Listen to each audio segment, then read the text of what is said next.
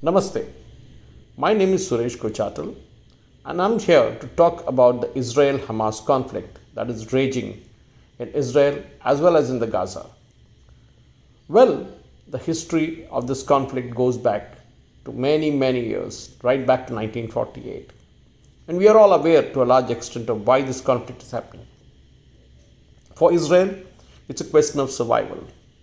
And they have in the past fought not just the Hamas, but the PLO, and earlier in the Six-Day War, they fought against almost every Arab country in that region, and they succeeded. Israel is a small country with a small population, but it has something which the Arabs don't have: the capacity to build a technologically powerful nation, highly educated, and at the same time having arms and ammunition and a determined workforce across that provides this support, and a fighting force that has no parallels in this world. There's one thing that PLO had learned in its early days, and that is there's no point in fighting with the Israelis because they will always win.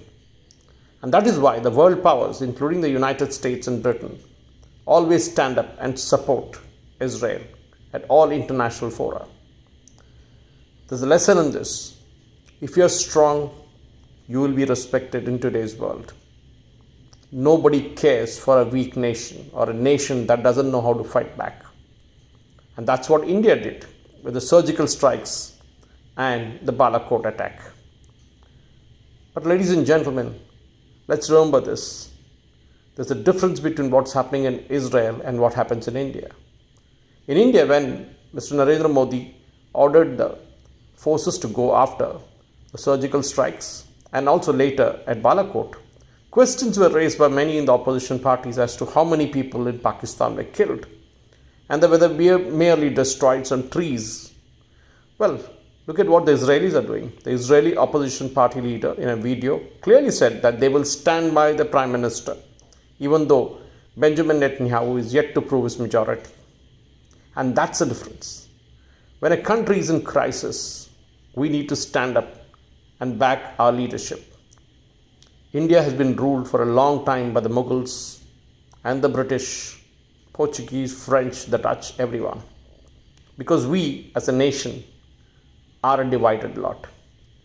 We did not back Rana Pratap when he fought Akbar.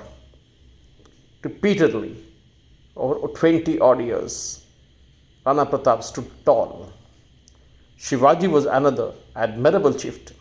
And in his case too, we never saw the support that Shivaji needed from other leaders in that region, that is basically the kings of that region.